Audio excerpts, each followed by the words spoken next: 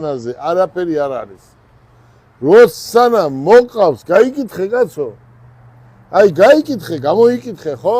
მათეს თხოვე მე მათეს. თხოვე мама. ჯო ერთი ბიჭი მყავს, ხო და ყველას თქვენს აბა შეეკითხეთ თქვენ მშობლებს. ყველას უნდა კარგი გზალი, ხო? ცუდი გზალი ვის უნდა?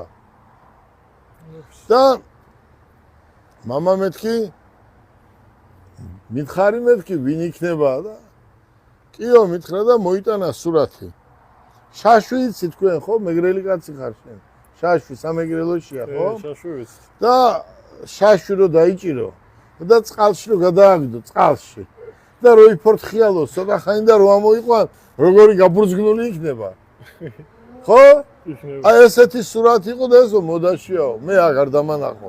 არ ჩემ თავი არ დამანახო და არც ეს გოგო არ დამანახო მეთქი კაცო. გოგო მოიყვანე შენ მეგრელი კაცი ხარ ერთი ჩვენი კუთხის მეთქი.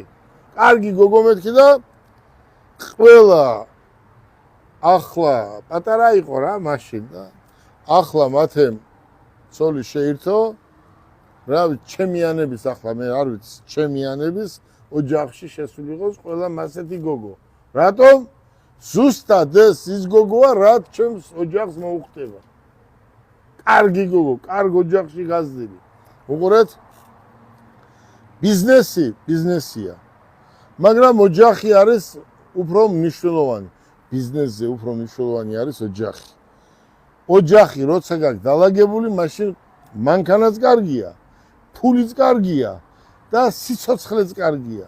თუ ოჯახი არ აქვს დალაგებული, დღეს ერთი მოგწონს, რაც ქვია კაცო, მოგწონს. ორ შაბათს ერთი მოგწონს, სამ შაბათს მეორე მოგწონს, ეგრე სადაა? მე 60 წლის ვარ ბიძია და ახლა მითხარით ხვალ საღამომდე ქვეყანაში საუკეთესოს მოვიყვან ძალიან ახალგაზრდას. მაგრამ მაგის სინდისი არ მოგცეს ამის უფლება. შენ ვინც შენ გიყვარს, მოგწონს, ასაკიც უნდა შეედრებოდეს ყველაფერს. უნდა გაიკითხო ვინაა და სიყვარულით უნდა მოიყვანო, ისე კი არა კაცო.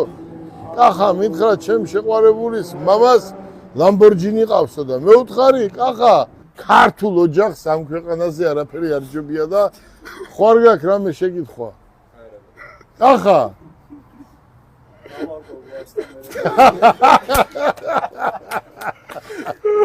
კახა ჩაგეთვალა ზვიადი აგერ ზვიადი შეეკითხეთ დაოჯახებულია რატომ მიყვარს ზვიადი იმიტომ რომ დაოჯახებულია წესიერი კაცია ოჯახი აქვს მე კოტეს რამდენჯერ მithქვია თქვენთან ერთად აი ბავშვი